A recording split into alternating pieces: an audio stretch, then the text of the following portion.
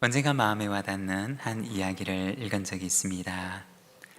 1852년 대영 제국이 한창 위세를 떨치고 있을 때 버큰헤드호라고 불리는 영국 해군의 수송선이 군인과 민간인 634명을 태우고 아프리카 남단을 항해 중이었습니다.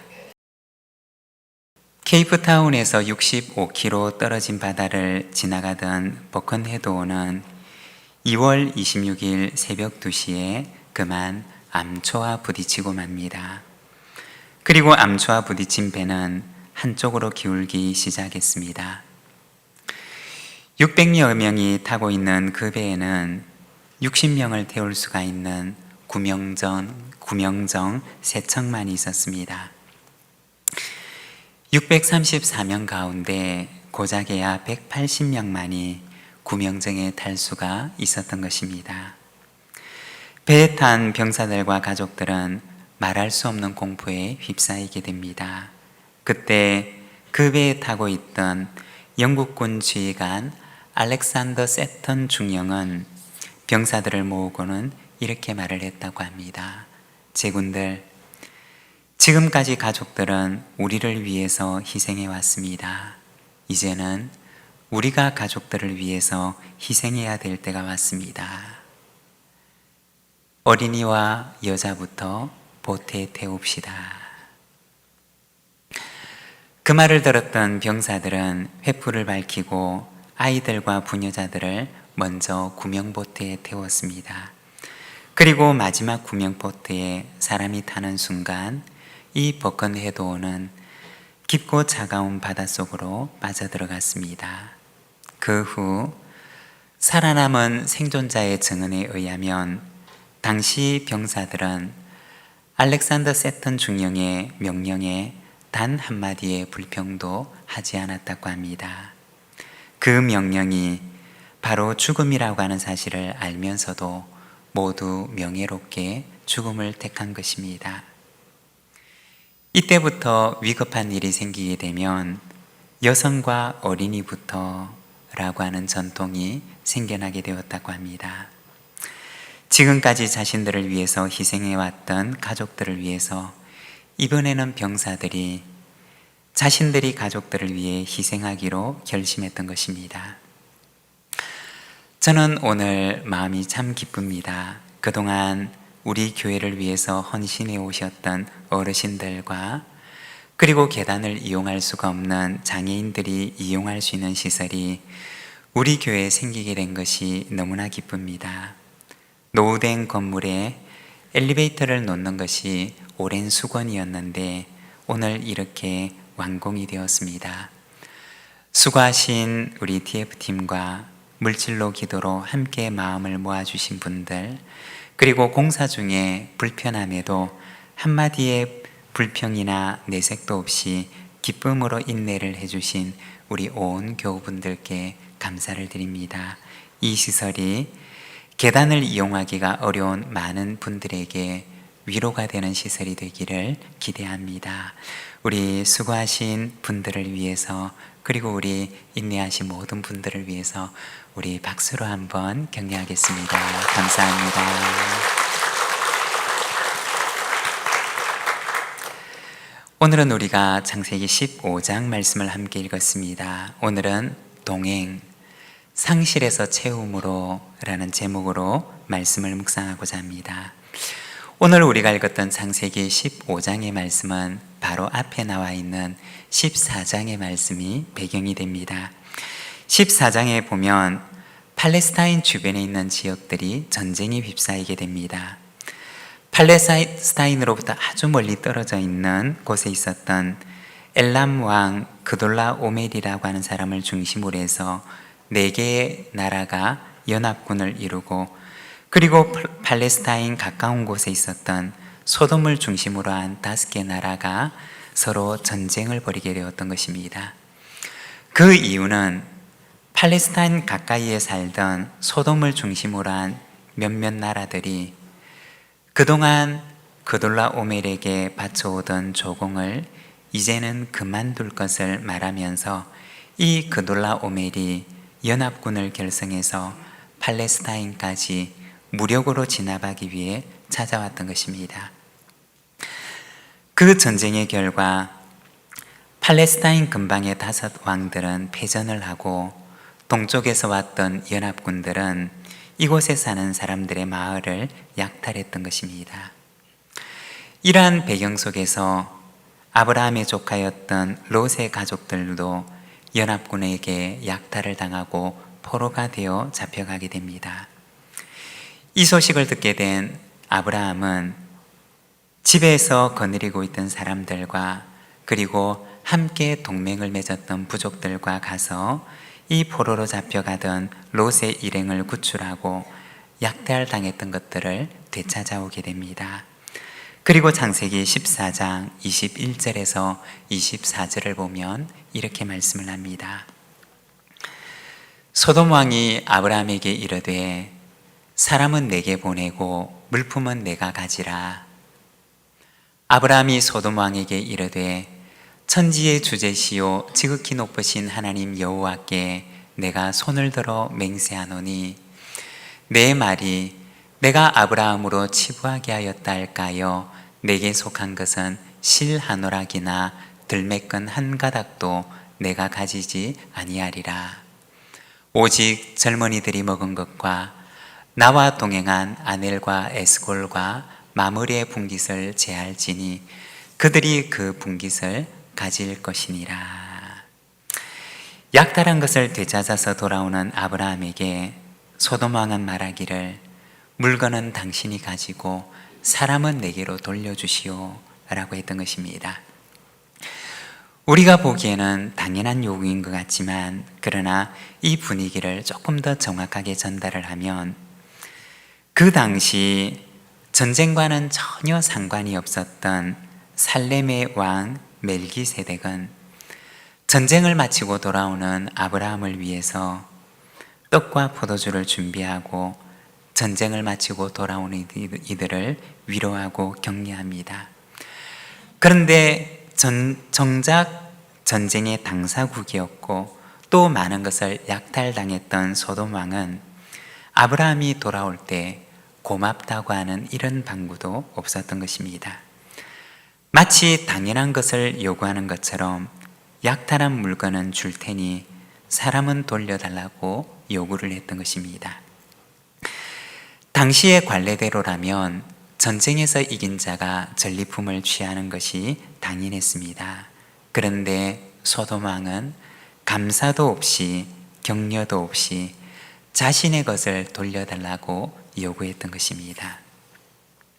이러한 소돔 왕에게 아브라함은 어떻게 했을까요?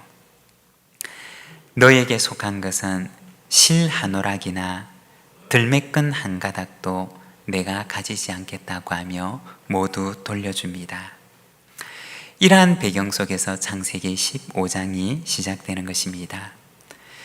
목숨을 건 전쟁에서 승리하고 또 조카의 목숨을 구해서 돌아온 뒤에 전쟁에서 얻은 전리품들을 모두 원래의 주인에게 돌려줍니다. 빈손으로 돌아온 아브라함에게 그리고 어쩌면 또다시 보복을 당할는지 모르는 이 위험에 처한 아브라함에게 하나님께서 나타나셔서 말씀을 하시는 것입니다. 하나님께서는 아브라함을 어떻게 위로하셨을까요? 먼저 첫 번째는 하나님으로 채우십니다. 우리 1절과 2절의 말씀을 우리가 함께 봉독하겠습니다. 이후에 여호와의 말씀이 환상 중에 아브라함에게 임하여 이르시되 아브라함아 두려워하지 말라. 나는 내 방패요 너의 지극히 큰 상급이니라. 아브라함이 이르되 주 여호와여 내게 주시려나이까. 나는 자식이 없사오니 나의 상속자는 이 다메섹 사람 엘리에셀이니이다. 아멘. 여기 보면 하나님께서 빈손의 상실감 속에 있는 아브라함을 찾아오십니다. 그리고 어쩌면 이어지게 될 복수의 위험 속에 있는 아브라함에게 찾아오셔서 말씀하십니다. 아브라함아 두려워하지 말아라. 내가 너의 방패가 되고 내가 너의 상급이 되리라 하십니다. 여러분, 상실감은 어디에서 오는 것일까요? 상실감은 자기를 바라보는 데서 오는 것입니다. 나를 바라보는 데서 상실감이 시작된다는 것입니다. 아브라함이 자기를 보게 되니 자기에게 없는 것들이 보였습니다. 전쟁을 마쳤지만 전리품도 자기의 손에 남아있지 않고, 그리고 전쟁에는 승리했지만 이어지는 보복이 있을 때 자신의 신변을 보호해 줄 만한 보호자도 없었습니다. 그리고 아브라함은 자신의 것을 물려줄 수 있는 자신의 후손, 자신의 자식도 없었던 것입니다. 전쟁에서 승리하고 이런 것을 되찾고 돌아오는 그날, 어쩌면 가장 기쁨으로 충만해야 할 그날, 아브라함은 자신에게 없는 것들에 대한 상실감에 빠지게 됩니다. 그리고 2절에 보면 그는 말하기를, 하나님, 나는 자식이 없으니 나의 상속자는 이 다메섹 사람 엘리에셀이 될 것입니다 라고 이야기를 합니다. 자신에게 없는 것을 보고 자신에게 없는 것을 하나님께 단언했던 것입니다. 여러분, 상실감은 어디에서 오는 것일까요? 상실감은 자신의 빈손을 바라보는 데서 오는 것입니다. 이러한 상실감 속에 있는 아브라함에게 하나님께서는, 아브라함아, 내가 너의 방패가 될 것이고 내가 너의 지극히 큰 상급이 되리라고 말씀을 하십니다. 자기를 바라보고 자기에게 없는 것을 바라보는, 그리고 상실감 속에 빠져있는 아브라함에게 하나님께서는 당신을 바라보라고 말씀하셨던 것입니다. 내가 너의 방패가 되어줄 것이고 내가 너의 상급이 되리라고 말씀하십니다. 부끄러운 고백을 하면, 예전에 교육 전도사를 하고 부교육자 시절에 생활이 참 어려웠던 적이 있었습니다. 친구들을 보게 되면 좋은 직장에 취직을 해서 좀 여유가 있게 살아가는데, 그러지를 못했던 나의 상황을 보면서 상대적인 상실감이 찾아왔던 때가 있었습니다. 그런데 그럴 때 하나님께서는 이 창세기 15장의 말씀을 들려주셨던 기억이 있습니다. 저의 이름을 부르시고는 내가 너의 방패가 되고 내가 너의 상급이 된다 말씀하셨던 것을 기억을 합니다. 여러분, 나를 바라보고 또 내게 없는 것을 바라보게 되면 우리는 상대적인 상실감에 빠지게 됩니다. 내게 없는 물질을 보고, 내게 없는 건강을 보고, 내게 없는 자녀를 보고, 내게 없는 것들을 바라보게 되면 우리는 없는 것들에 대한 상실감에 붙들리게 됩니다. 그러나 하나님께서는 그때 우리를 찾아와서 오늘 본문과 동일하게 말씀을 하십니다. 우리의 이름을 부르시며 너는 나를 보라. 내가 너의 방패가 될 것이고 내가 너의 상급이 될 것이다 라고 말씀하십니다. 예전에 많이 불렀던 복음송가 가운데 두려워 말라 어린 양이여 라고 하는 찬양이 있습니다. 그 가사를 보게 되면 1절에 두려워 말라 어린 양이여 땅과 하늘의 권세 잡으니 널 찾아내어 안보하시리니 죽음에서 생명에 이르리라. 2절에 보면 두려워 말라 어린 양이여 내 푸른 목장 기름 졌도다. 마라의 쓴물 달게 하신 목자 그는 이미 쓴 잔을 마셨도다. 우리 3절은 우리 아시는 분들 우리 같이 한번 찬양하도록 하겠습니다.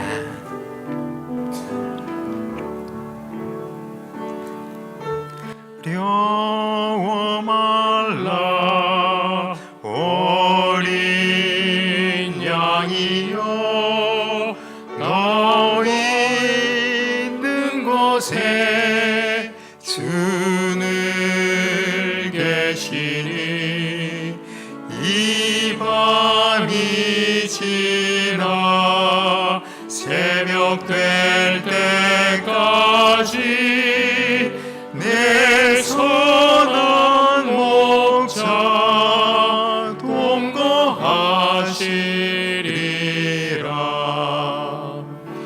오직 믿음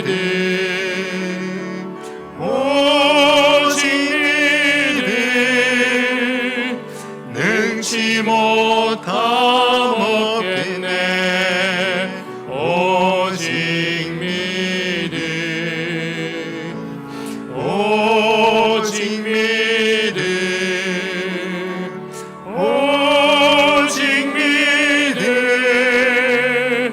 능치 못하 먹겠네.